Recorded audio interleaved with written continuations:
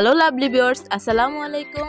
বর্ষাস কিচেনে আজকের আয়োজনে থাকছে খুবই কম সময়ে তৈরি করে নেওয়া যায় এমন একটি স্ন্যাক্সের রেসিপি।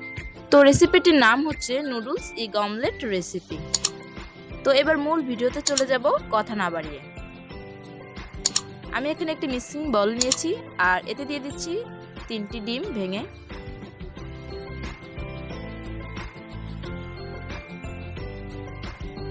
আর এখানে দিয়ে দিচ্ছি 2 স্পুনের মতো অনিয়ন, আর দিয়ে দিচ্ছি 3 স্পুনের মতো ক্যাপসিকাম, আর দিয়ে দিচ্ছি 1 টেবিল টমেটো সস।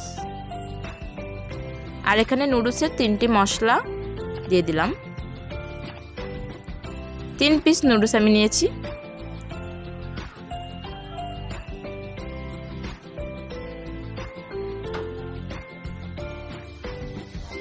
আর দিয়ে দিচ্ছি সামান্য পরিমাণে লবণ, আর এখানে দিয়ে দিচ্ছি ধনেপাতা। এবার সবগুলো উপকরণ একসাথে আমি ভালো করে মিশিয়ে নিচ্ছি।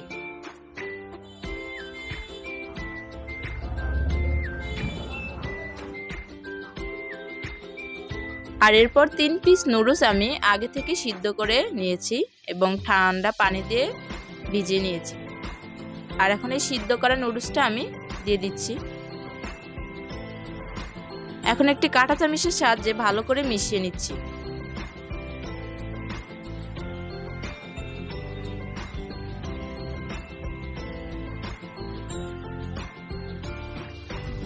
আর দিয়ে দিচ্ছি সামান্য পরিমাণে হলুদ, তবে আপনারা না চাইলে স্কিপ করতে পারেন, তবে আমার পার্সোনালি ভালো লাগে, কালারটা সুন্দর আসে। আর এবার অমলেটটা ভাজতে চলে এসেছি। হাফ কাপের চাইতেও একটু কম তেল দিয়ে দিয়েছি।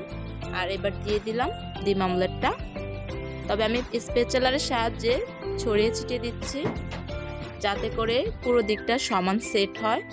ভাজার জন্য খুব ছড়ানো প্যান না নিয়ে একটু ছোট বা ডিপ টাইপের ব্যবহার করলে এতে করে অমলেটটা একটু মোটা হয় আর খেতেও খুব ভালো লাগে। তো আমি ঢাকনা দিয়ে ঢেকে দিচ্ছি। এরপর ফিরে আসলাম 5 মিনিট পর। তো এখন আমি এটাকে একটি প্লেটের সাহায্যে উপরের অংশটা নিচ অংশে রেখে দেব।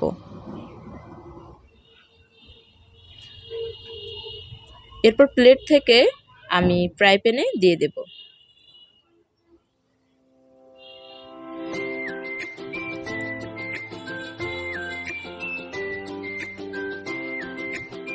এভাবে দিলে আর কি হয়, তাহলে ডিম অমলেট রেসিপিটা আর ভাঙার সম্ভাবনা থাকে না। এবার আমি একটু ঢুলিয়ে নিচ্ছি আর স্প্যাচুলারের সাহায্যে ভালো করে একটু চেপে চেপে দিচ্ছি যাতে করে সম্পূর্ণটা ভালো সেট হয়। এখন আমি আরো 5 মিনিট অপেক্ষা করব, তবে চুলোর আঁচ একদম লো হিটে রাখতে হবে। তো প্রিয় দর্শক, এগ অমলেট রেসিপিটা তৈরি হতে আমার টাইম লেগেছিল পুরো 10 মিনিটের মতো।